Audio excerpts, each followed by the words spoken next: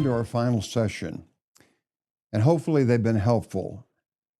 But this session, we're going to be talking about an unpredictable element of communication.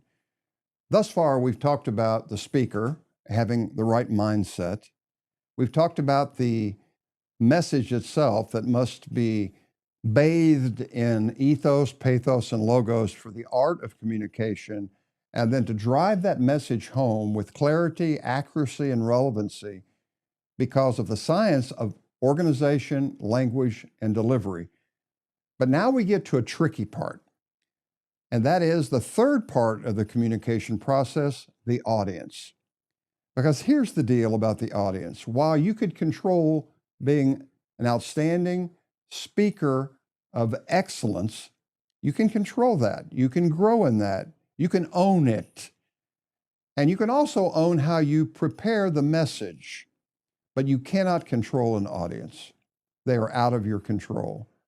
And therefore, it's the third element that we want to talk about with a principle that I sincerely believe in. And for 28 years, I have embraced this principle, and it has made all the difference in my life as a speaker, as a dad, and as a husband. So hopefully somewhere along the line, when you communicate to your kids or your spouse or other people in any form, this message hopefully will be words on target.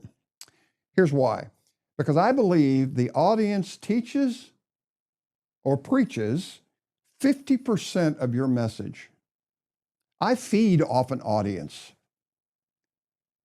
I relate to an audience, and as they give me feedback, I either get more excited, or if it's a hollow situation in which they seem like folding arms and going back and even snoring loudly, I'm not exactly excited about giving that message. I'm missing them. And again, the goal of communication is to be mutually understood. So it's really a dialogue of the deaf. I'm talking to myself. And yet I have to speak. I'm assigned a speaking engagement. I'm told this is part of my job description.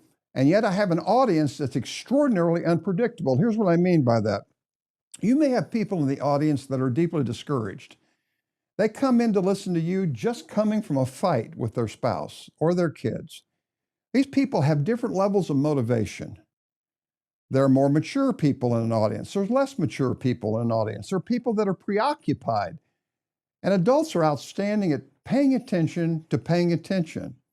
Therefore, they may be looking at you and you're thinking, oh, we're really connecting, but they may be far off in some dreamland and they're just looking good on the exterior, but they are far from where you are on the interior. So how do you do that? The first thing you do is you have to come to grips with the fact that all you can do is all you can do. Duh.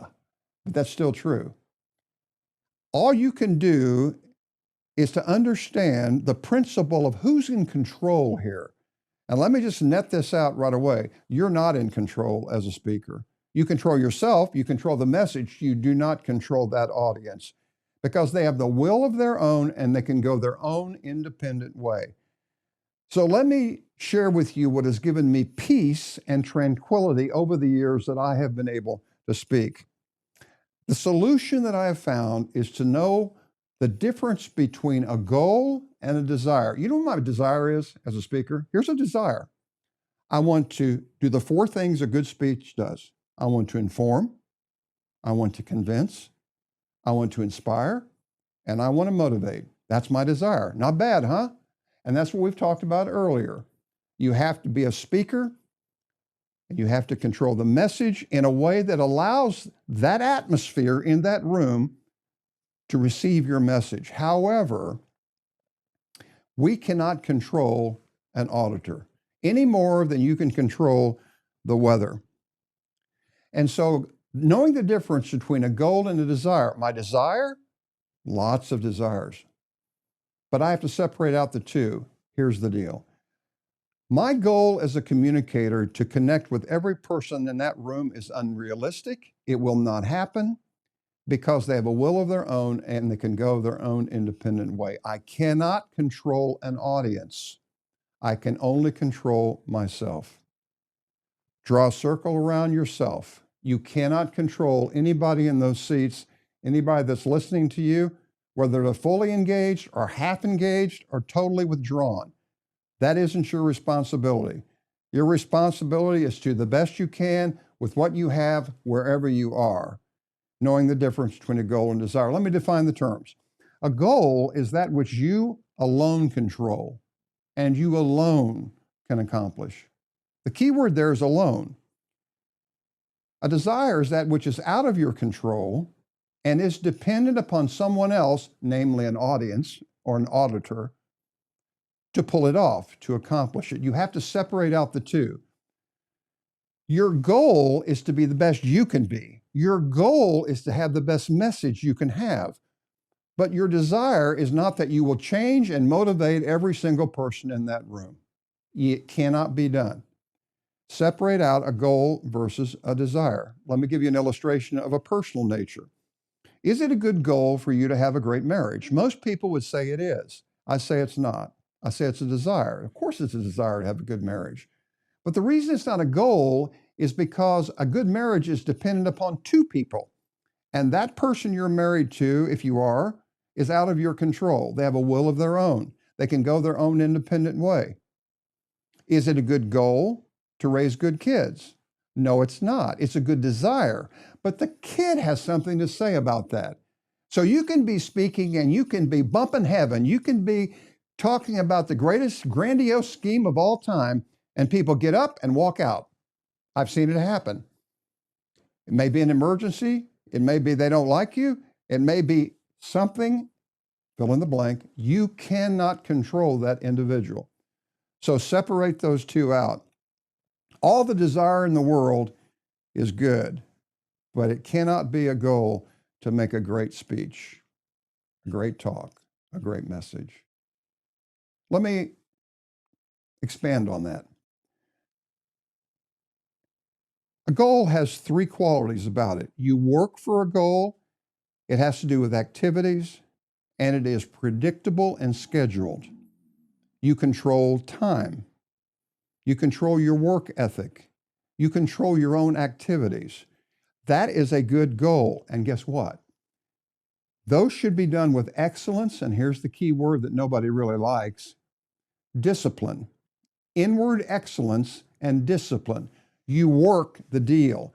You create the activity to set aside time. You know exactly what it's going to take to speak on Thursday night at 7 o'clock or to run a small group on Wednesday night at 6. So you control that time. That's a good goal. What is a desire? A desire is just the opposite. A desire you do not work for, you pray for a desire. It's like the old guy used to say, I work as if everything depended upon me. I pray as if everything depended upon God. That's the serenity prayer as well, and you probably know what that prayer is. So you work for goals, you pray for desires, and don't get them mixed up. Second principle in the area of desires. Desires have to do with results. Do I want them to be motivated and persuaded? Do I want them to have a life change? Of course I do. I wouldn't be doing this if I didn't have the influence of being able to think that way, but you cannot control that. Desires have to do with results. And here's the point. If you and I become, as a communicator, dependent upon results, it will drive us crazy. I'm to give it and let it go. Do the best I can and let it go. All you can do is all you can do. And then finally, guess what? A desire is unpredictable and it's unscheduled. I've given messages before in which the angels descend. And I didn't think I'd done that great of a job, but I mean, people will come up and say, that was the most amazing, life-changing message I've ever heard. Whoa. And then there's times in which I think I've rung the bell at the carnival, and people will come up and say, well, I just was kind of drifting and I wasn't really into it. And I'm going, whoa, what's going on here? It's because the audience has different attitudes, different moods, different needs, different maturity levels. I can't control any of that. I just do the best I can with what I've got wherever I am. And that makes a good speaker. So, knowing the difference between the two, extremely important. Here's why we end with this. Because really, the message that I want to share with you is a life message. Knowing the difference between goals and desires, yes, can help you as a good speaker. Yes, it can create good communication between two people, your spouse, your kids. But really, what want to talk to you about is this. Knowing the difference between a goal and desire has everything to do with how you communicate this way, horizontally, and this way, vertically. You want peace and tranquility in your life? I've asked many audiences, how many of you would like peace? Now, you may think that's a blinding glimpse of the obvious, and it is, but I've never had anybody say, no, it's kind of on the list. Everybody in life wants a sense of shalom or tranquility or peace. So, where do we go from here? We remember that a speaker needs to be a person of what? Character, compassion, and content. Why? To answer 3 questions. And I trust you to care for me. Do you know what you're talking about? We've talked about the message itself, that how you say it is so much more important than we ever thought. To get to the point where people will receive the message and believe your message, which is the actual goal of all communication, mutual understanding. I should say desire, shouldn't I? Yes, it is. It is a desire. And then finally, we're going to be talking about the audience. And here's what you need to know about an audience. An audience comes expectant. I believe the majority do. And it's up to us to control the first 2 in order to have a fantastic result in the third. So thank you for this time you've spent with us. I hope it's been helpful. And God bless you as you go down the road.